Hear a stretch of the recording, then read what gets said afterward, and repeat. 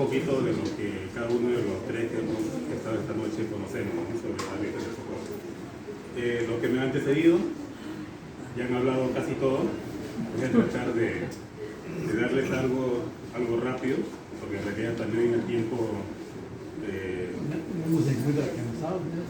no es tanto eso, sino que para hablar sobre la festividad de la Virgen o la Virgen misma, el tema es bien amplio. O sea, para hablar de cada uno de los personajes de los que voy a hablar en esta noche también, hay para hacer libros de cada uno de ellos. Entonces voy a tratar de ser bien expuesto, tratar de hacerle un breve resumen de cada uno de ellos, ¿no?, para que tengan por lo menos una ligera idea, ¿no?, de lo que se trata, ¿no? Acá en la pantalla están viendo a la Virgen en Trujillo. Para la mano derecha van a ver dos fechas.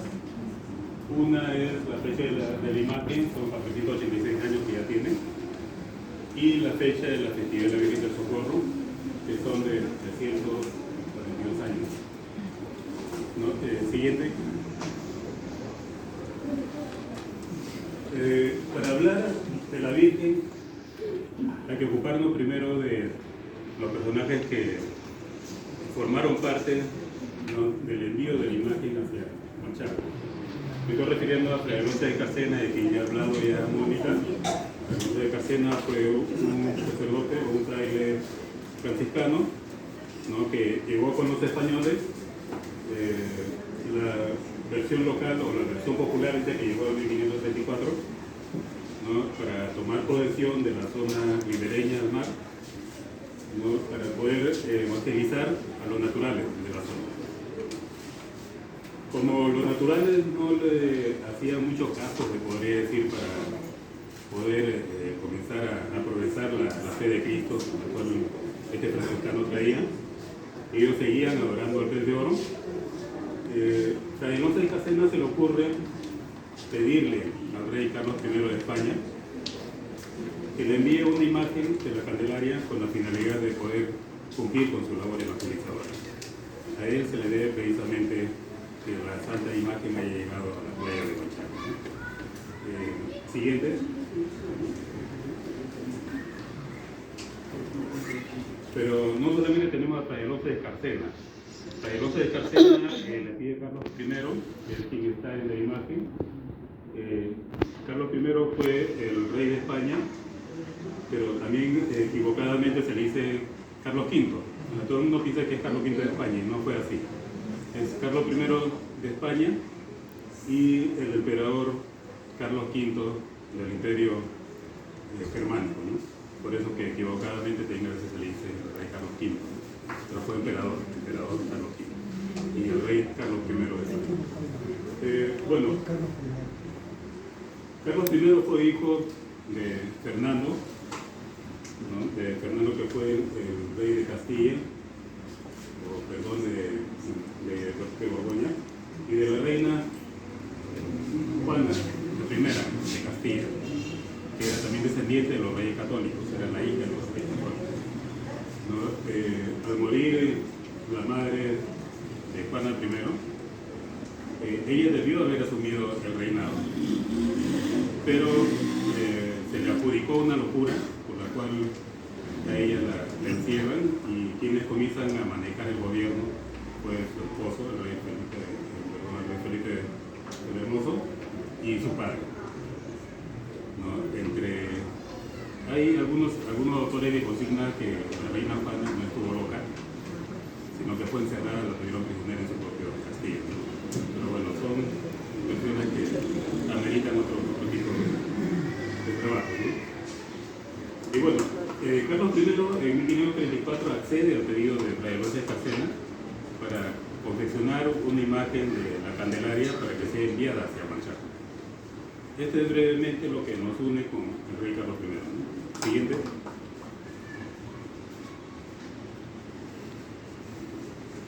Y aquí aparece la reina Juana I, ¿no?, llamada Juana la Loca, ¿no? Al morir, como les dije, la madre de ella le quita prácticamente el reinado y comienza a gobernar su esposo y su padre, ¿no?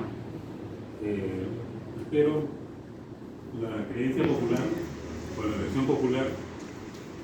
dice que cuando el rey Carlos I le da el trabajo al imaginero de Sevilla para que confeccione la imagen, el imaginero le pregunta, ¿no?, cuál va a ser el modelo del rostro de la Virgen. Y él le dice, el rostro de mi madre. Es la versión popular. Y lo primero que hace el imaginero es pintar a la reina, le confecciona primero un lienzo y después el lienzo, digamos, lo coloca ya prácticamente dentro de la talla, ¿no? Y así es como se logra confeccionar, ¿no?, la santa imagen de la Virgen del Socorro, ¿no? Siguiente.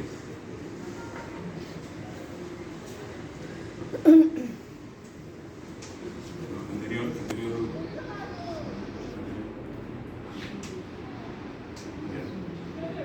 Como decía Mónica, no hay un sustento, por lo menos bibliográfico, que diga que el rostro de la Virgen del Socorro es el rostro de la reina Juana.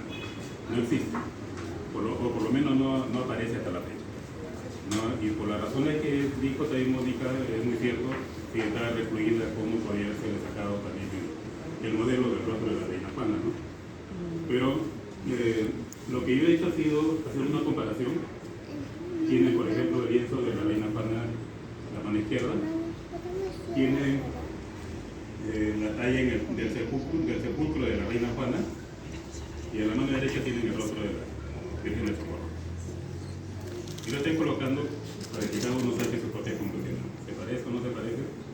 Para mí, personalmente, tiene un parecido. Que sea la reina Juana o no lo sea, ya ese es otro tema. ¿No? Siguiente.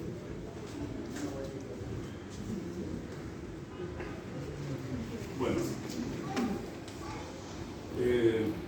sobre la Virgen. También Mónica ya lo ha dicho. La Virgen llega prácticamente en 1524, pero no hay tampoco un dato consignado dentro de las crónicas, por lo cual también yo estoy de acuerdo también con lo que manifiesta Mónica, está entre 1535 y 1540, ¿no? La fecha de la llegada de la Virgen, ¿no? La Virgen, según la versión popular, también llega en un galeón, lo cual también está en el juicio porque tampoco existe el registro del galeón, la de Santa María, ¿no? La historia dice que llega en 1537, ¿no?, y la recibe Frailosa de Escarcena, la descubre, la bendice y hace una misa en la playa. Y para esto se manda a colocar, ¿no?, o manda a construir una ermita de totora que pudiera parecer a la imagen, ¿no? Hay algunas versiones, ¿no?, pero como les repito, no hay nada oficial, no hay nada escrito sobre eso. Hay dos versiones. Una, por ejemplo, dice que el Huancarute, el antiguo Huancarute, que es precisamente el que está aquí al costado, donde quien no conozca el Huancarute estuvo construido donde está la comisaría hasta el municipio. Era un promontorio, ¿no?, de piedra, donde se hacía también algunas ceremonias, los antiguos huachaqueros, ¿no? Y hay una versión que ahí se hizo la primera ermita para albergar a la Virgen del Socorro. Pero hay otra versión que lo hemos estado siguiendo con Gabriel Prieto, que podría haber estado la ermita donde está la capilla, al costado del auditorio de Huachaco, ¿no?, aquí en el central. Lo que queríamos era comprobar haciendo algunas excavaciones alrededor, pero lamentablemente todo estaba lleno de casas y no se pudo concretar, ¿no? Pero son las dos versiones que se manejan en torno a la ermita, ¿no?, que albergó a la Virgen del Socorro, ¿no? La Virgen del Socorro ha estado ligada a la historia de Huachaco, y no solamente a la historia de Huachaco, sino a la historia de Perú, ¿no? Tanto así que Simón Bolívar también llegó acá, ¿no?, y Simón Bolívar le adjudica la vocación de Virgen de la Libertad del Perú y de América. También dentro de los milagros que nos une a la Virgen del Socorro Hay algo que se me había pasado por alto que no lo coloqué dentro de la exposición, ¿no? Y escuché hablar sobre el nombre antiguo de Huanchaco, que creo que lo dijo Iván, ¿no? Pero sí existe una crónica que es del padre Lanús y Sotelo, en la que aparece unido a un milagro de la Virgen del Socorro el nombre antiguo de Huanchaco. Y se lo voy a leer porque es cortito. Dice, Lanús y Sotelo pone: el pueblo de Huanchaco, que es curato nuestro, donde se venera una hermosísima imagen de Nuestra Señora del Socorro. De nuevo vuelve a aparecer el nombre de Nuestra Señora del Socorro. Mansa Cordera del Valle, cuya dulce vocación se la dijo la misma señora a una india, pues de antes se conocía por Nuestra Señora de Guanajaca, que en lengua índica significa este nombre cosa fuerte y brava, originada del desembarco que tiene este puerto de las embarcaciones que surgen Miguel, y de aquí tomaron el nombre de Huanchaco, y rogándole a esta señora una india una necesidad que tenía con el nombre de Huanchaco, le respondió: hija, no me llames Nuestra Señora de Huanchaco, sino del Socorro, Mansa Cordera del Valle. Es esta señora de las más peregrinas hermosuras que se han visto en este reino. No, eso no lo incluí, se me pasó por algo. Pero, ¿por qué es importante este texto de Lanús y Sotelo? Porque hay dos cosas, ¿no? Una corrobora en términos de Nuestra Señora del Socorro, que previamente lo dijo Mónica, y otra, aparece el nombre antiguo del pueblo de Huanchaco, Guanajaca, y aparece el significado. Dice: cosa brava y fuerte, tomada el desembarco que viene. O sea, aquí aparece por primera vez, ¿no?, el nombre antiguo de Huanchaco, o por lo menos el más antiguo, ¿no?, del cual tenemos registro. Siguiente.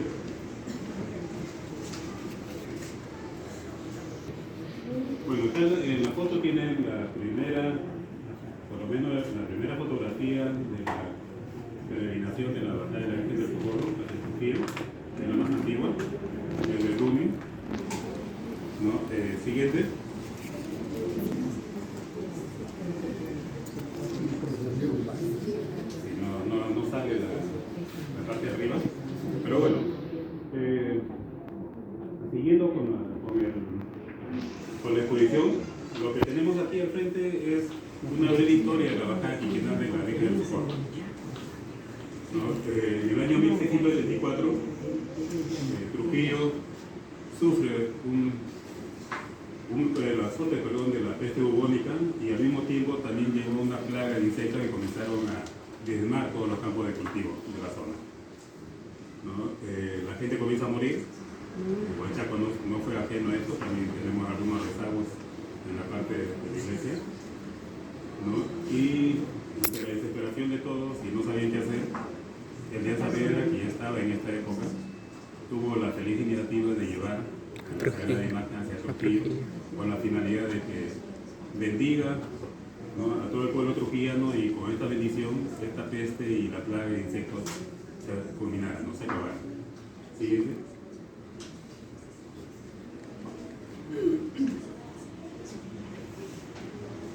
Bueno,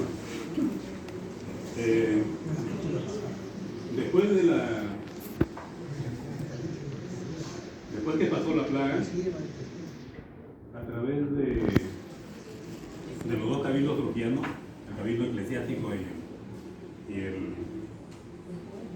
cabildo de la municipalidad, prácticamente, se llegó a un acuerdo ya en 1681 de trasladar a la Santa Imagen cada 5 años hacia la ciudad de Trujillo. No, y en esto sí hay que ser claros, quienes piden el traslado hacia la ciudad de Trujillo son los trujillanos, no son los huachaqueros. Sin embargo, cada vez que se hace la tradicional bajada quinquenal, la organizan los huachaqueros, deberían estar presentes también los trujillanos. Bueno, esto es lo que quería contarles.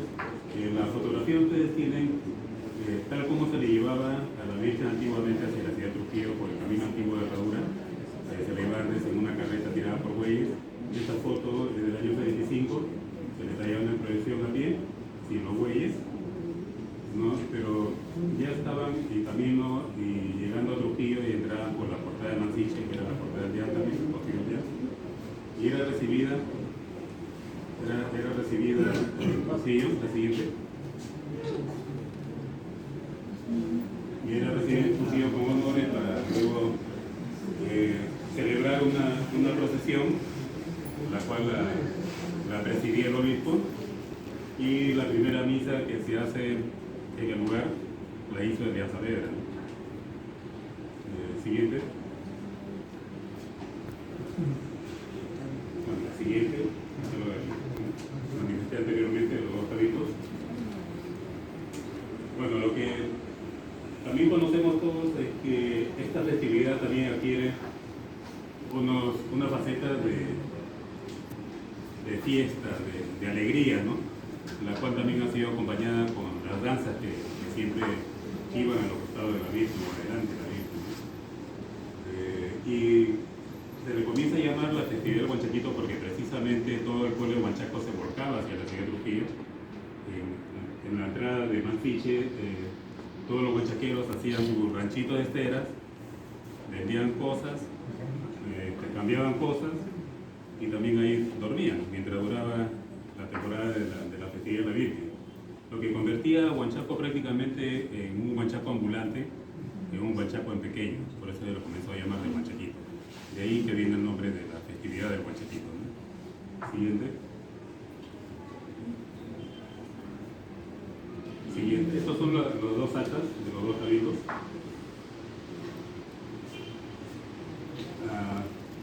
Dentro del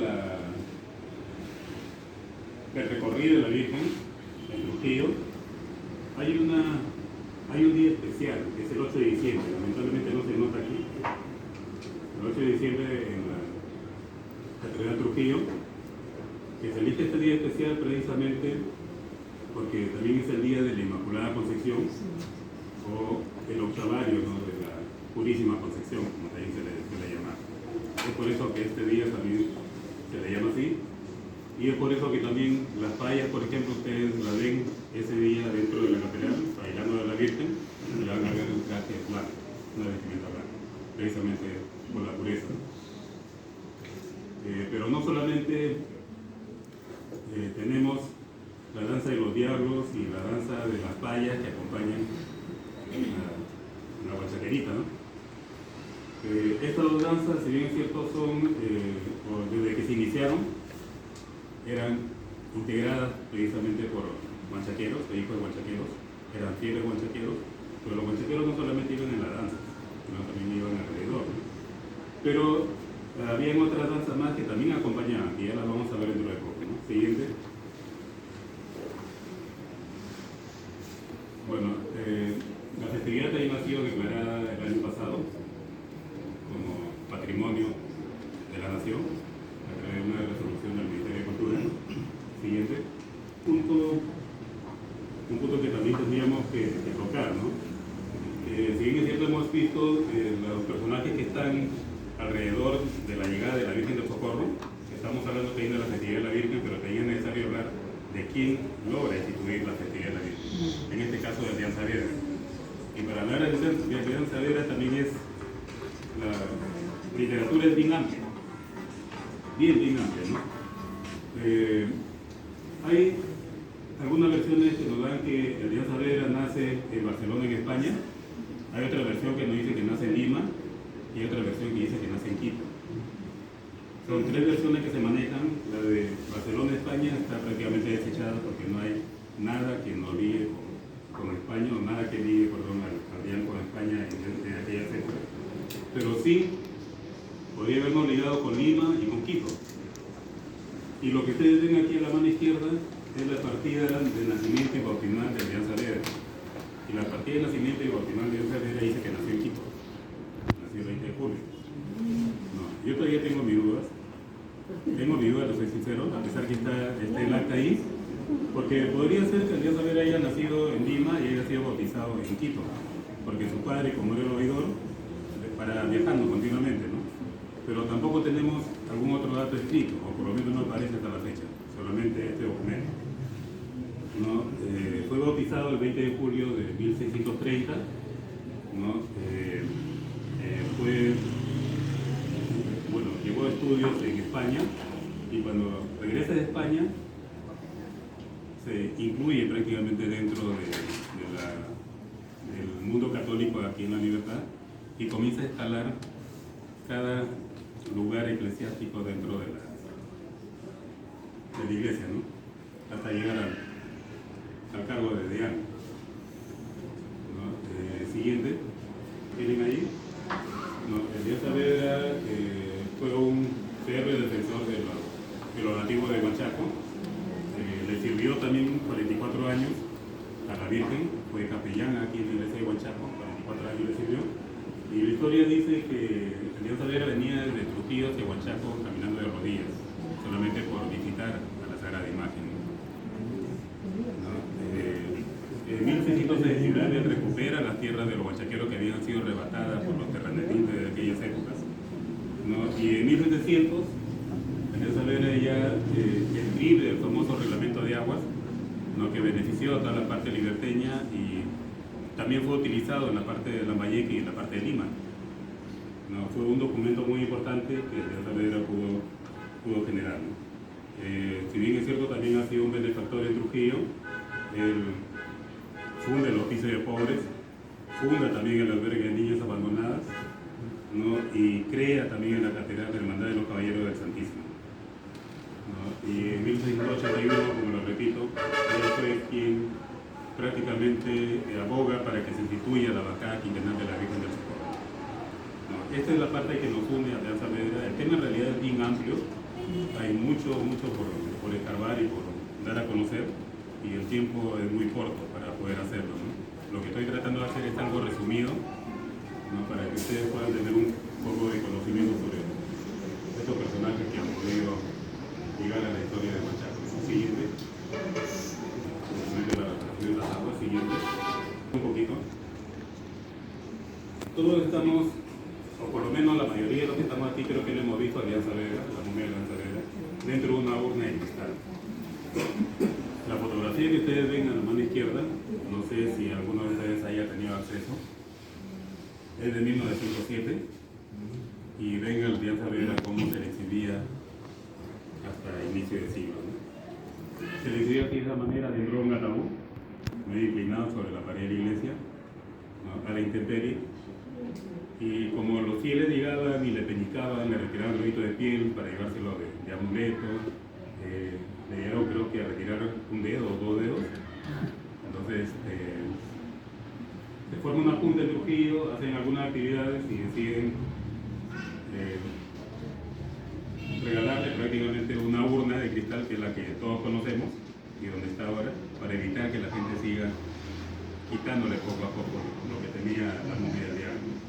Esta foto es histórica del 1907, ¿no? Para mí también fue sorpresa encontrar esta fotografía de pura casualidad, pero ahí la tienen, y dentro de poco creo que lo voy a poder compartir dentro de un escrito para que lo puedan tener todos, ¿no? Siguiente. Siguiente. Este lance de los diablos, lance de las payas, de la cual ya les he hablado un poquito. Siguiente. Y como les decía, también hay otras danzas que acompañan, ¿no? Tenemos la danza de los negros esclavos, tenemos la de la joya, la de los pájaros, la de los indios, ¿no? Y tantas danzas más que han ido pasando por la festividad de la Virgen del Socorro. Algunas han continuado y otras han desaparecido, ¿no? Pero siempre hay algunas danzas que acompañan a la Virgen del Socorro. No solamente son la danza de los diablos y de las payas, sino que aparecen otras danzas en otros lugares, ¿no? Y lo que olvidé de mencionar fue que cuando la Virgen regresa a Huanchaco, ¿no? Ya para Navidad, aquí la acompañan 2 danzas locales más, ¿no? Que son las que aparecen todos los años, precisamente para bailarle al niño Jesús, al niño que la Virgen lleva en el brazo, ¿no? Que son la danza de los negritos de Canambla y la danza de las payas, que aparecen todos los años y coincide con las fechas también cuando aparece la bajada de la Virgen del Socorro. Siguiente. Hay muchos milagros, porque esta parte ya de los milagros no se ve el título, los milagros de la Virgen. Aquí solamente voy a nombrar algunos, ¿no? Porque en realidad son miles de milagros que hay, consignados en documentos. Creo que hay algunos cientos, pero en realidad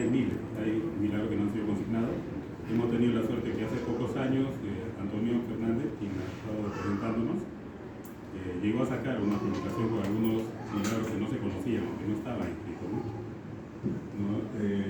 Empezamos con el milagro, el primer milagro, ¿no?, que hizo la Virgen, que fue el de los marineros del galeón, que ellos pidieron al reloj de la cena que le cambie la vocación de Virgen de la Candelaria y le aumente el socorro, ¿no? Fue el primer milagro precisamente porque lo salva una tempestad. El segundo milagro es de una india, ¿no? Es así, de esa manera aparece, una nativa, porque el escrito aparece una india, ¿no?, que era muda de nacimiento, y cuando se celebra la primera misa, que la hace Fray José Casel, comienza a cantar, ¿sí?, es la de María, ¿no?, en español, ¿no?, ahí no se muda. Y así por el estilo de varios, ¿no? Siguiente. De la mano izquierda es una acuarela de la guachaquera de Gran Orguín, que le pedí que me ilustrara para uno de los milagros que ocurrió aquí en Huanchaco, precisamente sobre un niño, ¿no?, al cual se le titula siempre el niño resucitado. Era un niño que fallece, la madre desesperada porque no se resistía a reconocer que su hijo estaba muerto, lleva al niño a la imagen, a la iglesia, y se la coloca en el piso a los pies de la Virgen y le pide suavizando, ¿no?, que le devuelva a su hijo. La mujer se pasa todo el día hasta que se queda dormida, y cuando ella se despierta no encuentra a su hijo jugando al pie de la cama.